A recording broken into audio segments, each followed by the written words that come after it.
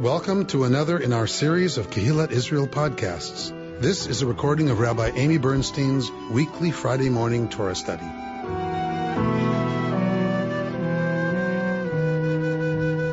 So we're coming to the end of the Joseph cycle. And this week I'm going to catch us up just a little bit for anyone who doesn't know the story, but in very broad strokes. And then we're going to look at this really incredible scene, which I just find this year, I don't know why, but you know how I am. This year, I just find this scene with Judah incredibly poignant and very powerful. So it's turning out that everything I'm picking is from the first year triennial cycle reading. So maybe it's because we haven't seen it in 2 years. This is the third year, so year 3, we haven't seen it in 3 years. So I don't know, but it's a very powerful scene. Okay. So, where we were, I don't know where we left off with Yosef. I don't even know if we started the Yosef. Oh yeah. It was with the dream, right? And all that stuff, right? Remember we looked at texts around that. And so he's in Egypt. He's risen to be Pharaoh's number 2, partly by interpreting Pharaoh's dream sequence that he interpreted to mean that it was going to be 7 years. 7 years of bumper crops are on their way. And then it was going to be 7 years of famine. And so that Pharaoh would need to prepare for the 7 years of famine during the 7 years of abundance. And because he comes up with this idea that that's how you're going to get through the 7 lean years, Pharaoh says, fine, you do it. It's your idea. And if you're right, you're the guy to handle it. So that means Joseph rises to number 2 in Egypt. And there's lots more detail, obviously, but in broad strokes, he becomes the second most powerful man in Egypt. So his brothers come because there's a famine in Canaan. When there's a famine in Egypt, right now there's also a famine in Canaan. So it's, regional. And so his family comes down because there's nowhere for them to get grain. They have money, but money doesn't do you any good if you can't buy bread. Right. So I think of remembering seeing pictures in the Soviet Union of people standing in line in stores and having nothing to buy. Right. Or if you remember a thing called COVID lockdown, it doesn't matter how much money you have if there's no toilet paper to buy. Right. That's the situation, that his family has money, but there's nowhere to get grain because of the regional famine, the regional grain shortage. So they have to go to the only place that has grain, which of course at this point is Egypt. So they come to Egypt and Joseph pretty quickly figures out who they are. They of course don't know who he is. They haven't seen him in 20 years and he is completely Egyptianized, right? He's completely assimilated. And he's very powerful. So you can imagine all the trappings that he would be wearing and displaying, given his station. And so they have no clue. There's no reason for them to have any clue that the brother they sold into slavery, to the, Ishmaelites, that this is the guy, right? So they have no clue, but he understands who they are. And then if you'll recall, he sets up a test whereby he frames Benjamin for the theft of his chalice, the chalice with which he would do divination in Egypt. If you do divination, you have a special chalice for that. And he puts that chalice in Benjamin's sack and frames him so that he's caught with Joseph's chalice and says to the brothers, my chalice is gone. We're going to search y'all. And whoever it's found with stays with me, forfeits their life, essentially. And so, of course, he's framed Benjamin. He knows exactly where they're going to find the cup. They find the chalice in Benjamin's stuff, in his backpack. And so Benjamin's life is forfeit. Remember, Benjamin is the only other son of Rachel. So it's not an accident that Joseph picks Benjamin. It's his only full brother. And it's the only other son of his mother, Rachel. So if the hatred they had for him was in part about resenting and hating Rachel and Rachel's role in Jacob's life, then taking Benjamin makes sense to test them, right? If he's going to test, have they changed? Would they do the same thing? The only way to do that on some level is to take Rachel's only other son. But also, he suspects, I suspect, he suspects, and the writer suspects that he suspects that his father sees Benjamin in a special way because Benjamin's the only surviving son of Rachel and is the youngest. So for all these reasons, Joseph picks Benjamin to frame and to see what the brothers will do, to see have they changed, to see are they the same people that were so quick to turn on him. And of course, that's where we are now. We're coming up to where we start this week's Parsha, is he has taken Benjamin and said his life is forfeit. So now the brothers know they have to go home and tell Jacob they lost Rachel's other son. And and Judah said, I will stand as surety for the boy to his father. So now Judah would have to go home and say, I lost Benjamin for you. You're welcome. So he, of course, does not want to go there. He does not want to do that. So I'll shut up after this and we'll look at the text. But the other crucial thing to remember is if you remember that whole story about Tamar, remember Judah has 3 sons, 2 of them die who have been promised to Tamar or married to Tamar. I can't remember. She's promised his 3rd son, because if you don't have a son with your husband, you get his brother so that you can have a son in the dead brother's name. Judah refuses to give her the 3rd son because he kind of blames her for the fact that his sons keep dying. So that has to have something to do with her. And he won't give her the 3rd son, which means she's living as a living shadow. She can't remarry because she's promised to the 3rd son, but he won't give her the 3rd son. So he's withholding her only way to have a child and have a life. And so if you'll recall, she dresses up as a harlot and she seduces Judah when they are taking the sheep for shearing, which takes like a week and it's a whole big thing. And it's a festival. It's like Burning Man in the ancient world.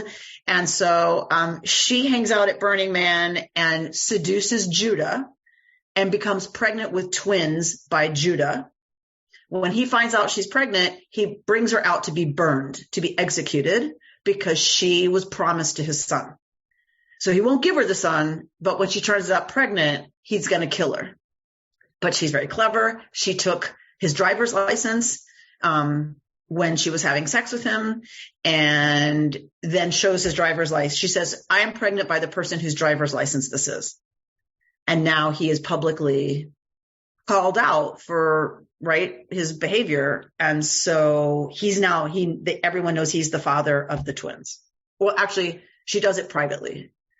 So she doesn't embarrass him. But he realizes the error of his ways and doesn't kill her, which is very generous. And so that's all happened in the interim. That's all happened to Judah. He's lost 2 sons and almost killed his daughter-in-law and grandchildren, or no, his children, his daughter-in-law and children, almost killed them because of his pride and, whatever. So that's all happened in the interim. So that's the Judah that we're going to see in our Torah portion. So there's the Judah at the beginning of the Joseph narrative. Then there's a Judah who goes through a whole thing and is the Judah we see this week. Okay, so let's pick up at the end of the last Parsha. Yosef says to them, what is this deed you have done? Do you not know that a man like me practices divination? I need that cup and y'all took it. And y'all know how important that cup is. Why would you do this to me who's been so good to you? Judah replies, what can we say, my Lord? How can we plead? How can we prove our innocence? God has uncovered the crime of your servants. There's nothing he can do. The evidence has been found. What can he say? We didn't take it. Here we are then, slaves of my Lord, the rest of us as much as he in whose possession the goblet was found. Meaning, we will all stay. We will all be your servants, your slaves. And Joseph replies, far be it from me to act thus. Like, what are you insulting me right now to say I would be unjust and keep y'all who didn't do anything? Chas v'shalom, chas v'chalila. Far be it from me to act like that. Only the one in whose possession the goblet was found shall be my slave. The rest of you go back in peace to your father. Wink, wink, nudge, nudge. Go back in peace to your father. Yeah, go tell your father that Benjamin will be staying with me. So that's where last Parsha ends, Miketz, and now we're at Vayigash. So one thing I could have done, I almost did, but didn't do, is there is a lot to say about this word. It only appears 5 times in the Torah and only in the book of Genesis. So one thing we could do, we're not gonna, maybe another time, is look at all of the uses of this word Vayigash, this verb about approaching, about meeting. And each one of them is significant. It's kind of like the word, nitzav. We've talked about omed means to stand. Nitzav means to kind of present yourself and to be standing more like a monument. So this word is similar in that it always means something big. It's never like, when he ran into somebody on the 405. Like that is not how Vayigash is used. So we could look at each time this is used in Genesis and see what we come to, but we're not. Okay. But it's a momentous word, Vayigash. So we already know, those of us who know Torah already know, something's about to go down because we're using this verb. Vayigash elav Yehuda. So Yehuda yigashed towards Joseph. So he's approaching Joseph. So Joseph is the second most powerful man in Egypt. You're talking to, right, the ruler of the world at that point because everyone is starving and only Egypt has grain. So this is the guy. Other than Pharaoh, he's the guy. Vayigash elav Yehuda. And Yehuda has the nerve to approach him. What are you going to say when you're approaching the most powerful man in the world, having just had your brother convicted of a crime? Vayomer. And here's what he says. Be Adoni. It's translated here as please, but really be in Hebrew means, literally, it means in me. In me, my master, but it's being translated as, kind of like, here I am, it doesn't mean please, but here in this construct, it seems to be a pleasantry of some kind. My master, Adoni. Yidaber na avdecha. Let your servant speak. Davar be'ozne Adoni, a thing, a word in the ears of my master. Ve'al yichar apcha. But don't let your nostrils flare, right? So please do not get pissed off. Be'avdecha, with your servant. Ki chamocha kifaro, because you are like Pharaoh. Meaning, I know you're that powerful. Adoni sha'al et avadav lemor, hayesh lechem av o ach. You asked us, do we have, hayesh lechem av, do you have a father or another brother, meaning a brother who's not here? And Joseph did ask them this. We told my Lord, we have an old father, and there is a child of his old age, the youngest. His full brother is dead, so that he alone is left of his mother, and his father dotes on him. Then you said to your servants, bring him down to me that I may set eyes on him. That's what happened, right? They left Benjamin at home because Judah said, no way are you taking Benjamin. No way. And Joseph insists because he knows who these guys are. He wants to see Benjamin. So they bring Benjamin down.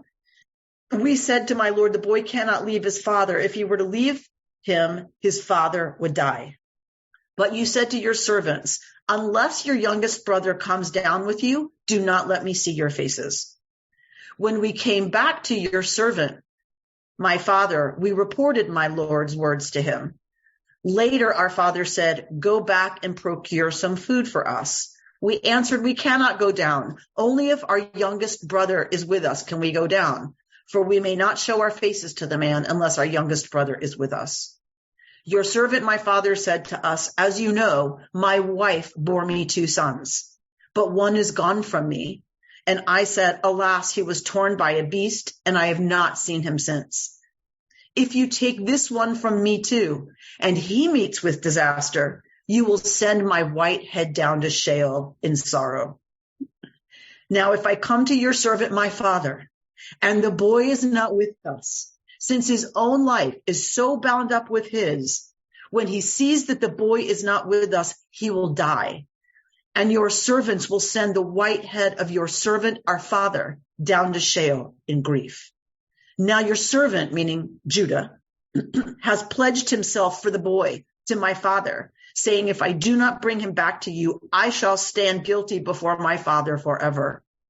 Therefore, please let your servant remain as a slave to my Lord instead of the boy, and let the boy go back to his brothers. For how can I go back to my father unless the boy is with me? Let me not be witness to the woe that would overtake my father. And this is where he stops speaking. This is a different Judah. Judah says it will kill him. And I did that once.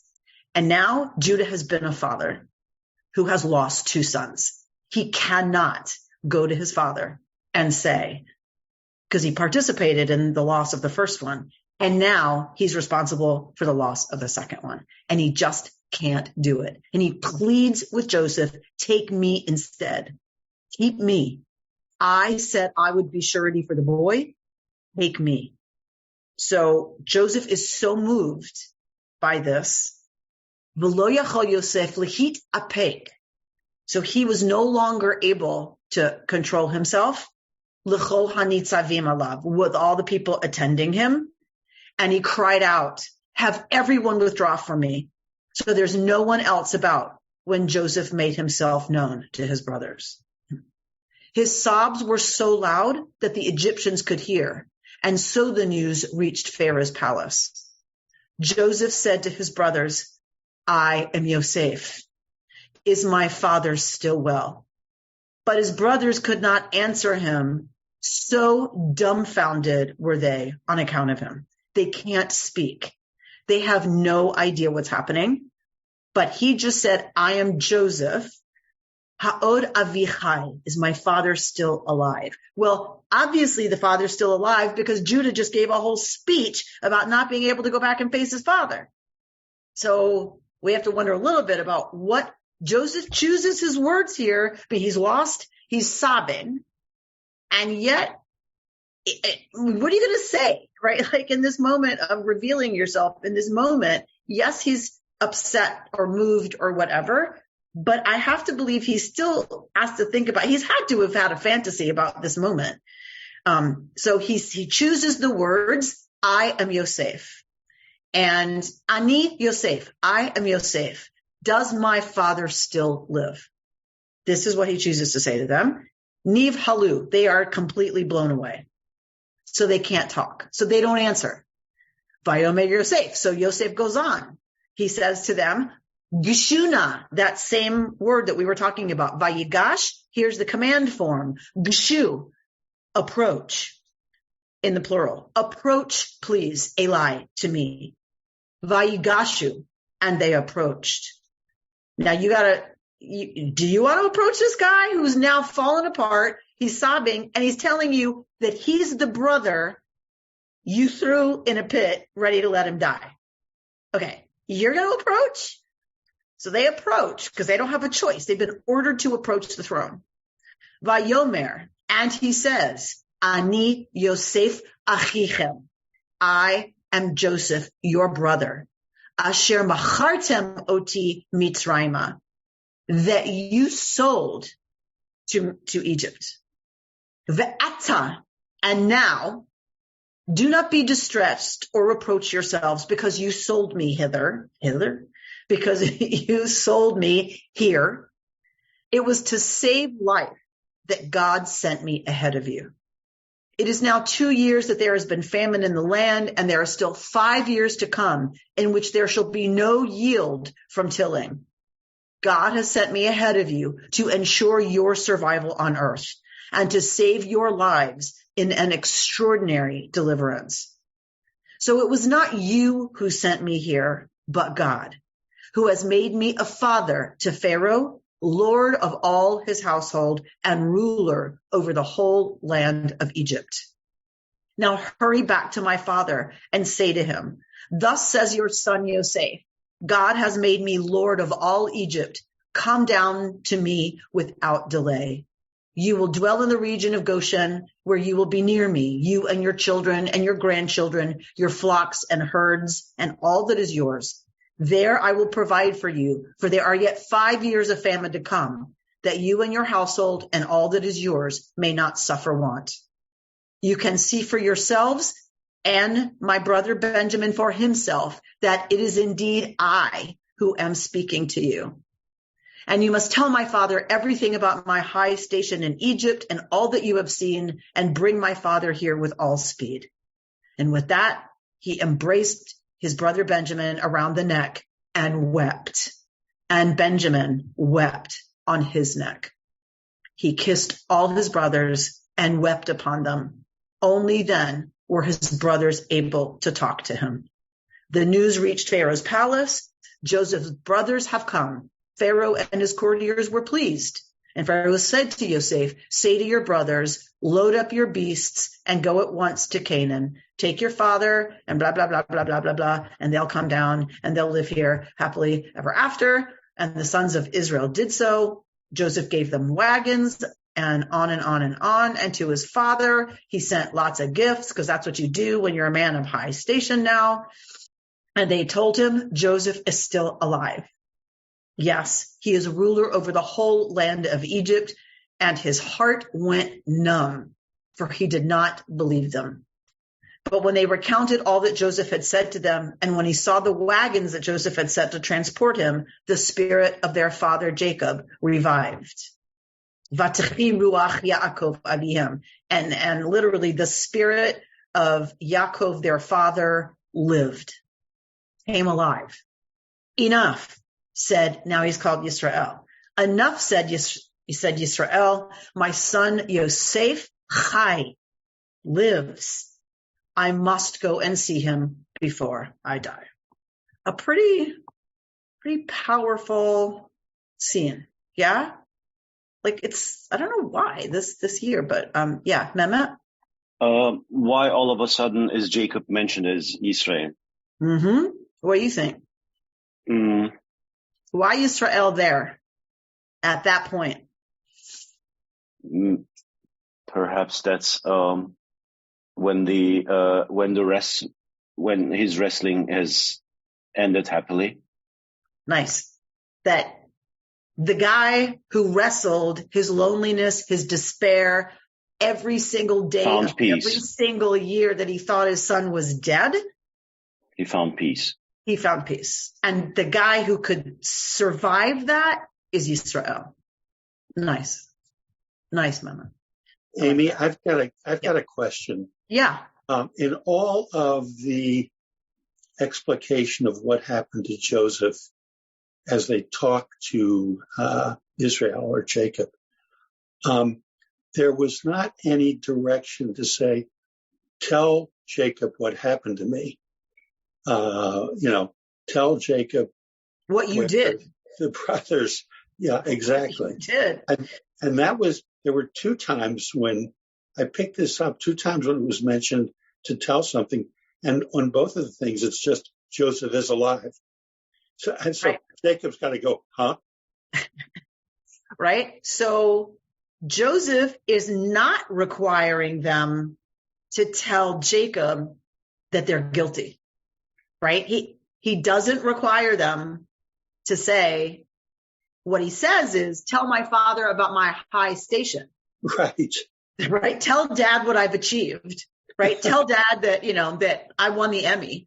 You don't need to tell him about the other side. He doesn't say don't, but it's interesting that he doesn't require them Does he think if he requires that they won't be able to do it? Doesn't Jacob say, WTF? Well, yeah. Why but is remember, there? But remember, they never said anything to him. They brought him Joseph's bloody coat. They never said anything. Jacob said, "Oh no, my son has been torn by wild beasts." So they let him make a wrong assumption based on the garment they showed him, just like he made a wrong assumption about Tamar, who veiled herself as a prostitute. So all through this story, there's amazing stuff about garments and clothing. Do you remember how Jacob stole the blessing from his brother? He put on Esau's clothing. So all kinds of misassumptions are made based on clothing. And that's what happened with the brothers. They didn't say he's dead. They said, Hakerna. Notice, please, recognize, please, whose garment, like what garment this is. The exact same words Tamar said to Judah. Recognize, please, whose signet and staff this is. Same exact words. So it's definitely on purpose that Torah allows Yaakov to make a wrong set of assumptions based on the clothing he's presented with. George? Yeah, two things. One is just a question. The text that you just read said that Joseph was sold to the Egyptians by his brother, and I thought that they just left him in a pit. And somehow the Egyptians... No, they saw Ishmaelites, a caravan of Ishmaelites passing, and they remove him from the pit and decide to sell him. Oh, okay. Thank you. They sold him to a caravan.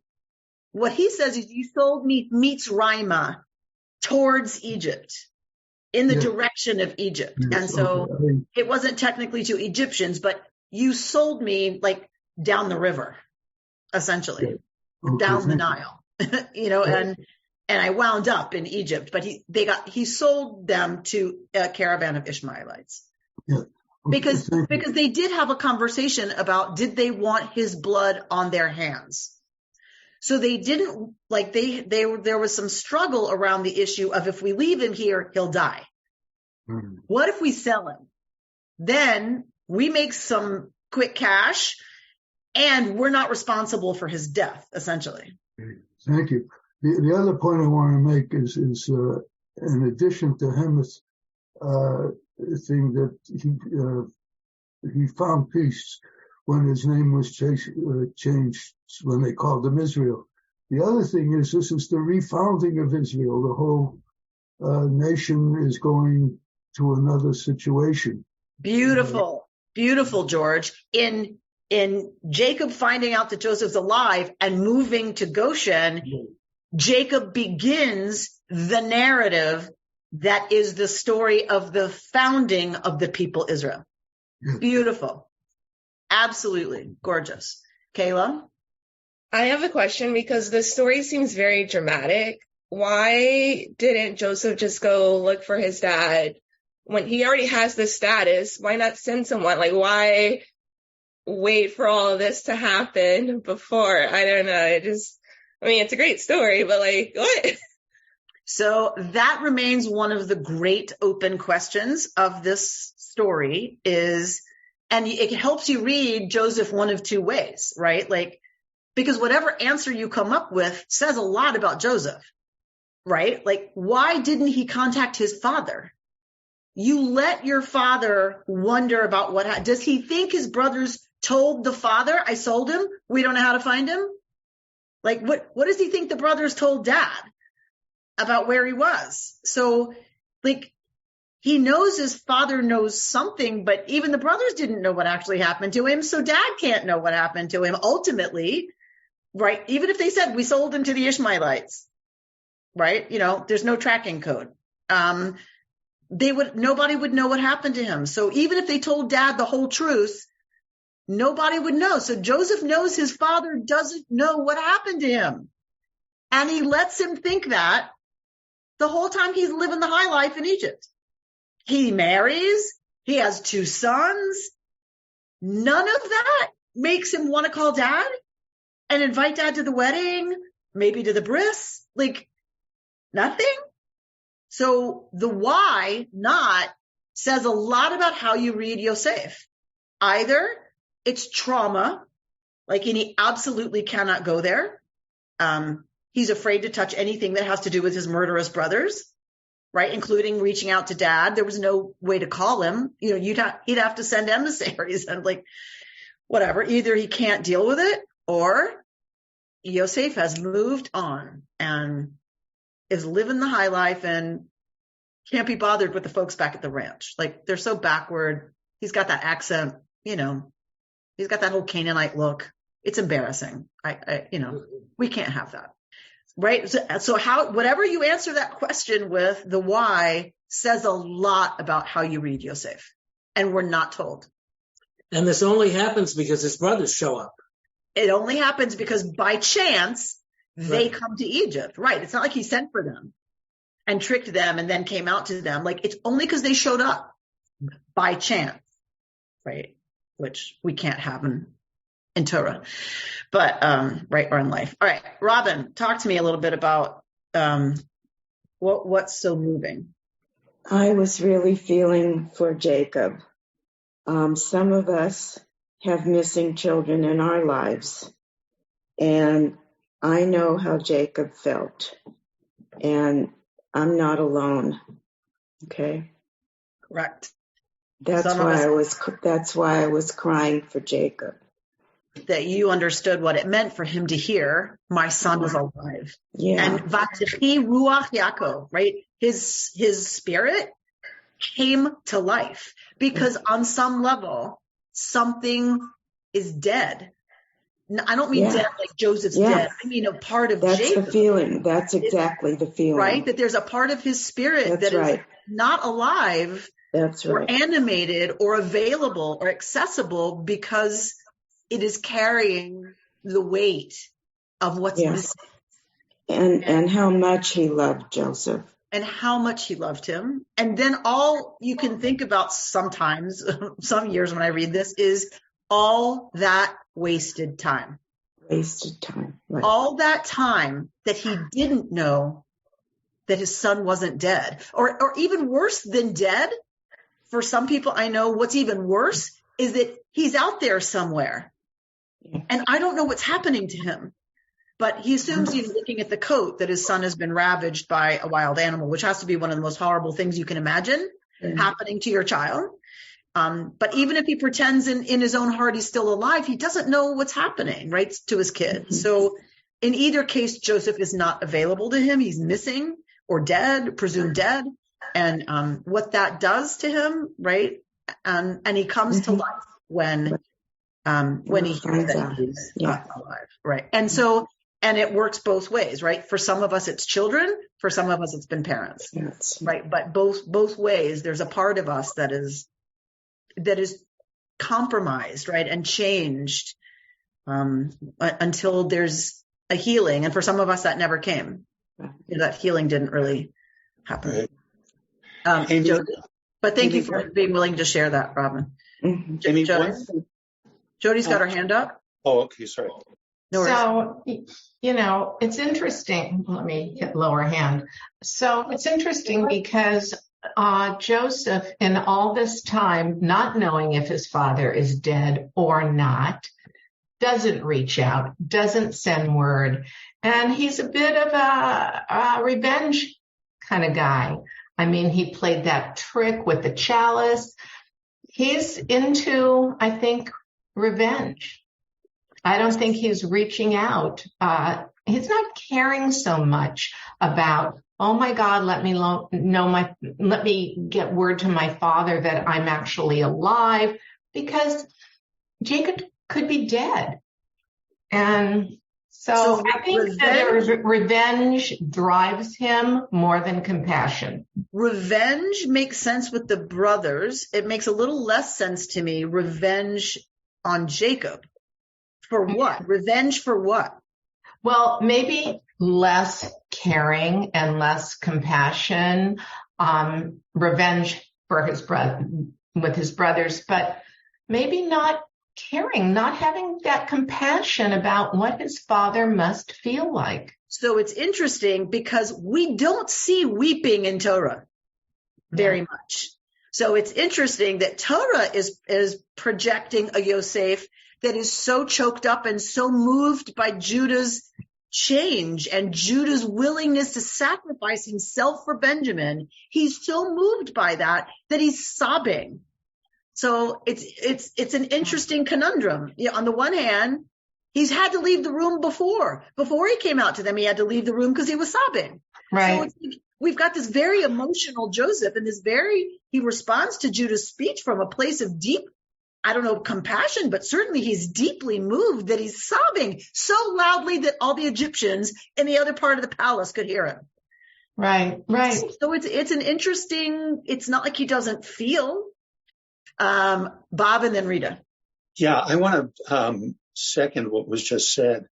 I see Joseph as a very complicated and conflicted individual. I see him as part anger because he didn't show up for 20 years back to Canaan, or at least, send a Nuchschlepper to say, I'm who I am. And that's pretty difficult to really underscore. On the other hand, when they show up, he cries and whatever. And I think he may be crying for how he screwed up, and how he did not reach out to the family sooner because the family means something to him, because he is crying. But I don't see him quite as in either one level or another level, but at a very set of conflicted levels. Yeah, I think, so who just put was it Lee? Somebody just put in the chat that, trauma is a tricky beast, right? It's not straightforward, nor is grief, right? Like, none of it is straightforward. It's very complicated. It's sometimes circular. It moves through different stages and phases. And, I think Joseph is complicated. To add to what Bob said, Joseph doesn't ask his brothers how they are and what happened, what you've been doing. How you doing, guys? He says, how's my father? Right. Rita, the father he didn't reach out to. Joseph is a dreamer, and if we believe all the dreams he had that foretold the future, he kind of might have known there's a plan here and God has a plan and I'm going to let it play out. So that's another way of looking at the whole story. Well, clearly that's how he explains what's happened to them, and how he's able to forgive them is because he believes it was God's plan for him. What's interesting is that you can be playing out God's plan and still call home, right? Like, it wouldn't have changed necessarily his destiny. Once you become vizier of Egypt, you don't call home, right?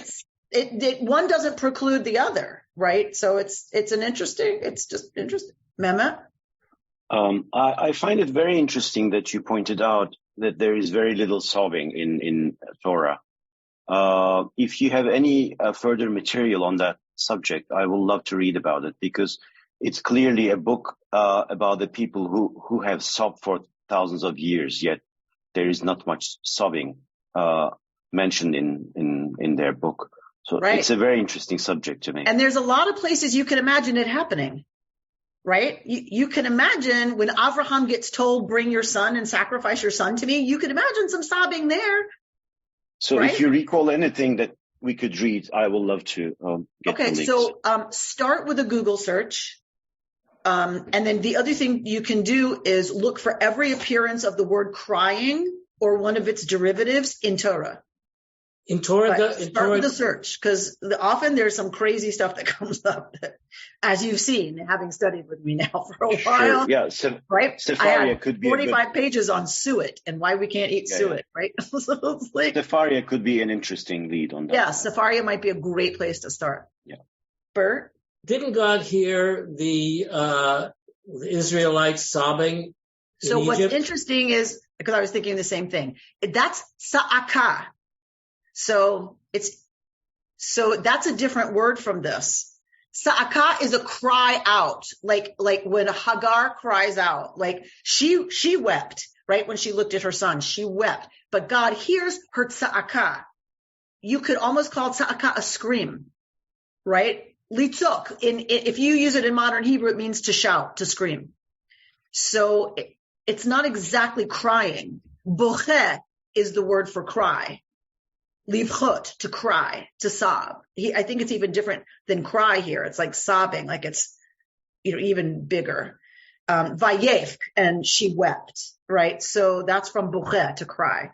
Anyway, so you can look up, what different words are used. But yes, Bert, so there's a connection between, and the way that it's explained that when God hears the cries, it's the shouting always of the oppressed and stomped on. Like, I can't come up with another better. Like it's never the strong, brave, whatever who cries out and God hears. It's the cries that God responds to in the Torah. When we hear God responded to the tza'aka, is always of somebody who has been oppressed, wrongly, unjustly. It's the injustice that God is responding to of the victim. Right? Because God says, you better not cause suffering, because I'll hear about it and I will come down there. Right? Don't make me come down there. Yeah. Carol, did you want to say something? It's surprising that he had two sons. He was a father.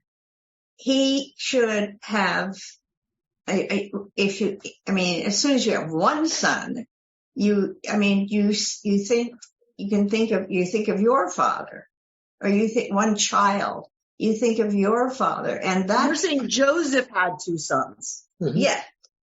And he should have understood. As soon as he had a son, you're saying something should have been moved in him to want to reach out to him. Exactly. Yeah. Right. And he didn't.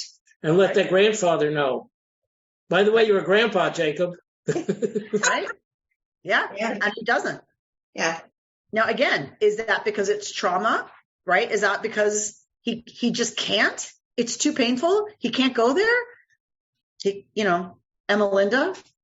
I'm fascinated by the trauma answer to the question. And I think that there is often guilt and shame in survivors of violence, and that I can see him creating a narrative where, like, Benjamin could have come after him.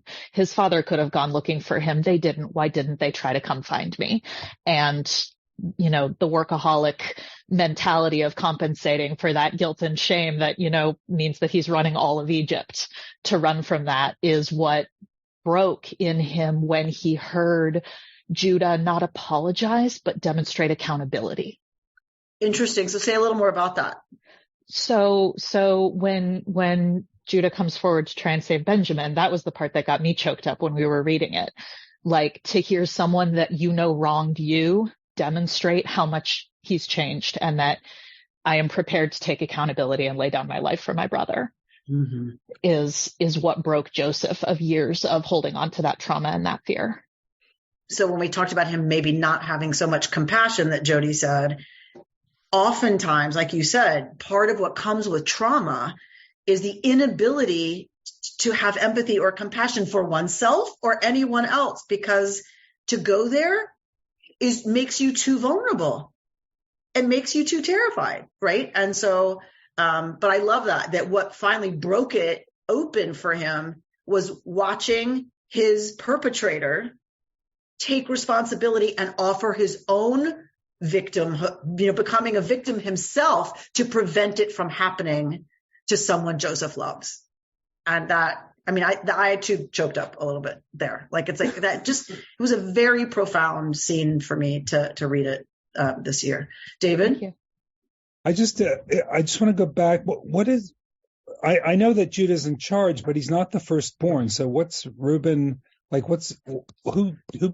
when did he become, I know that historically, or in terms of our tradition, he's the, divinic grandfather, but when did he take over? Like, why is he in charge here? It's very interesting. So do you remember what Reuben does? No, I remember he doesn't act like someone who should be in charge, but so what? Neither does Judah in some instances. Right. So some people want to read a lot about tribal history into this story. A lot. Like, a lot of people say the reason the story is the way it is reflects a moment in our tribal history, right? So Israel was really a confederation of 12 loosely allied tribes. And that this story is built at a time when Judah was ascendant and Reuben was not. That it reflects an actual historical reality when Judah is ascendant. So that's one explanation. That's why Judah's the boss here, because it happened at a time, and they're, reading it back onto the founding patriarchs of each tribe. And recall, Reuben slept with Jacob's concubine.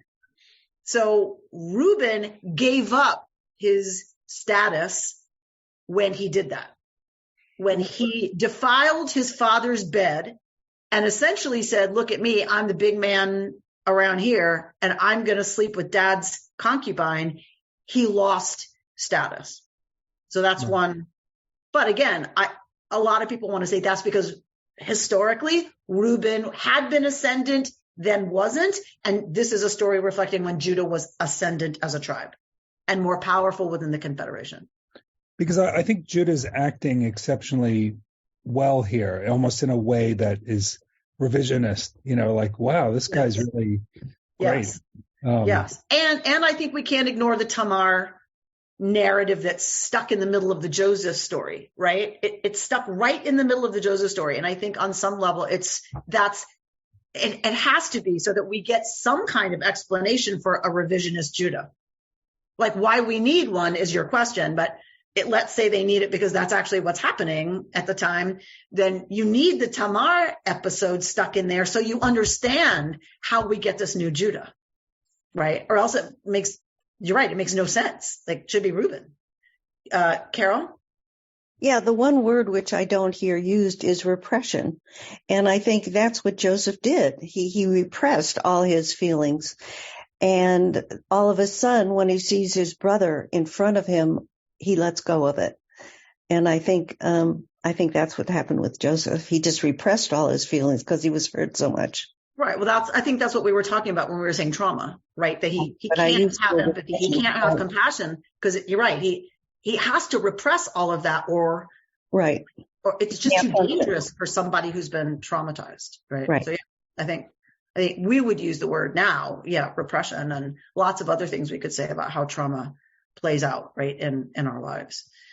And in family relationships, like, there's nothing more traumatizing than family relationships, right? Nothing. And right, add family on family violence, and it's pretty intense, right? Like, that's pretty intense that they sold him. Like, it's like human trafficking. Right. So, yeah, exactly, Emmelinda. It is a manual for navigating intergenerational trauma. And it's one of the things I appreciate most about these being our sacred texts, about these being our sacred stories. One of the things I appreciate the most is that our story is not, we were the biggest, the bravest, and most beautiful, and we therefore deserve to succeed, and we beat everybody up in the neighborhood. And right. And this is not our story. We chose as a people to have this crazy intergenerational family craziness as our story, as our sacred story. Because I think you could, but that's not the Jewish people. The Jewish people said, we're going to tell it like it is. And the reality is, even with our founding family, right, that this is how it really is. And so we have to build a life of holiness and a community of godliness regardless. We can't fantasize that it's going to be different or should be different or might be different, even with our founding family. It is not any different, right? And so, yeah, this to the point that John is making, that Joseph is lifting up that we can grow because of these traumas, right? So he understands, and maybe it's just how we make sense of it. I've heard a lot of people talk like that. It's okay. God intended it this way. I hear a lot of people explain their trauma by, it's okay because this was the plan. Other people don't need to use God. They get it yes, trauma, that what happened to me was horrible, and I wouldn't be here and who I am if it weren't for that. And I like being the vizier of Egypt. Thank you very much. Right? Like when people come to me with such pity that I was given away as an infant, wasn't that traumatizing for you? No. Right? Like, I wouldn't be here. I wouldn't be where I am. I wouldn't be who I am had my birth mother not done what she thought was a loving thing. Right? So like a lot of us get it, that it's like things that people feel sorry for us about. It's like, yeah, some of that sucked, but like Joseph seems to really have grown in that he understands the traumas of his life as being purposeful and meaningful in helping other people. He wouldn't have been in the position to do that had they not sold him into slavery. Okay, so here we have Vayigash, right? So that Judah approaches Yosef and, begins his speech. And then we have Yosef unable to control himself and has everyone thrown out and orders them to approach him, right? And then we have his speech about do not be distressed or reproach yourselves because you sold me. It was to save life that God sent me ahead of you. So we have this wonderful piece from Aviva Zorberg who says, notice that he says, I am your brother Joseph, who you sold into slavery. He does not sugarcoat this. He's going to talk exactly to what's got them flipped out, what they've been carrying around. He goes right to it and puts his finger right on it. His reference to the unmentionable fact of the sale is, however, made in the context of brotherhood, right? I am Joseph, your brother. Unwilling to bow to the adolescent Joseph, they sold him into slavery. Now they find themselves bowing to him in entire subjugation, right? The main thrust of his speech, she says, serves to show them his loving interpretation of his own history.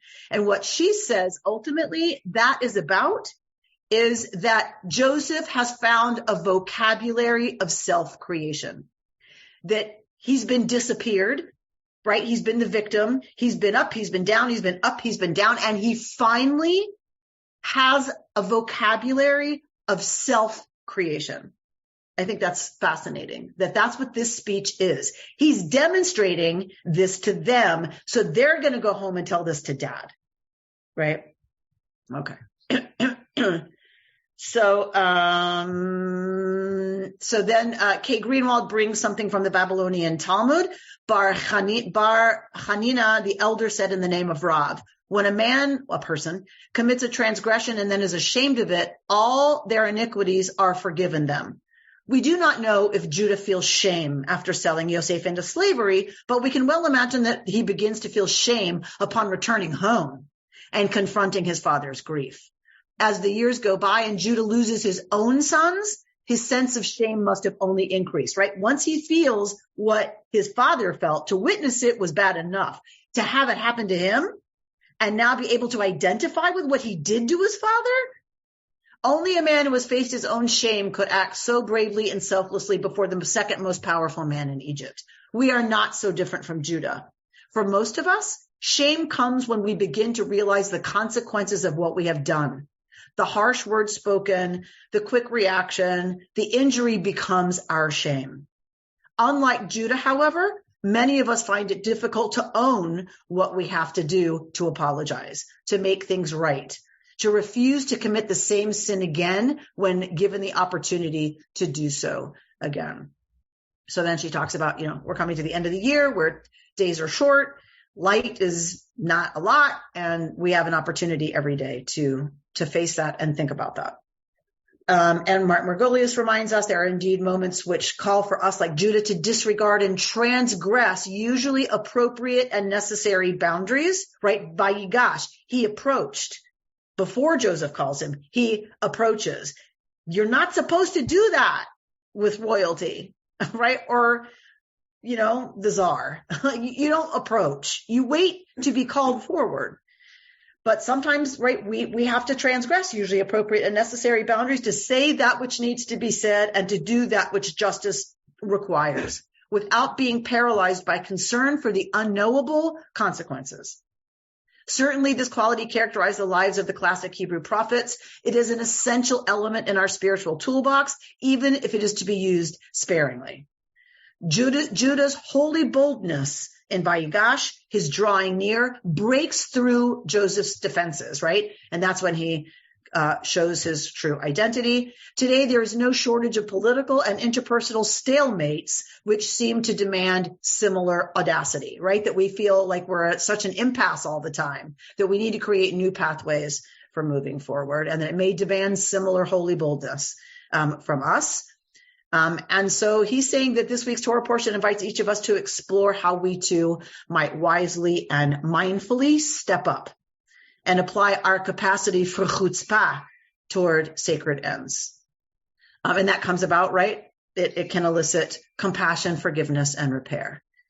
And I'll leave you with Rabbi Shefa Gold, who says that the spiritual challenge and the blessings of Vayigash both rest on a pivotal moment, the moment when Joseph reveals himself to his brothers. He steps out from behind the mask of power, the mask of the false self, and weeps aloud. These are the tears of profound relief and of love unbound. This moment of expansion is the result of Joseph's embrace of a paradox. Two seemingly contradictory truths live inside of Yosef, and when he can hold them both, then the true self is set free from artifice. What the heck is that paradox, right? She says, you meant evil against me, but God meant it for good. On some days, we acknowledge the deep woundings that we have suffered. We mourn the loss of innocence. We confront the face of evil. And on some days, we absolutely know that those very same wounds are the source of our compassion and power. We celebrate the essential rightness of the path of life in all its turnings, understanding that what feels like evil is an aspect of the goading force that unfolds the soul to its true breadth. And there comes a day when both of these perspectives exist at once. On that day, joy and anguish meet within us, and the resulting alchemical reaction explodes the boundaries of the false self. On that day, we are set free. This freedom allows us to come out of hiding, to finally tell the truth, and to reveal our true selves. You've been listening to Rabbi Amy Bernstein's Friday morning Torah study from Kehillat Israel in Pacific Palisades, California. For more information, go to our website, www.ourki.org.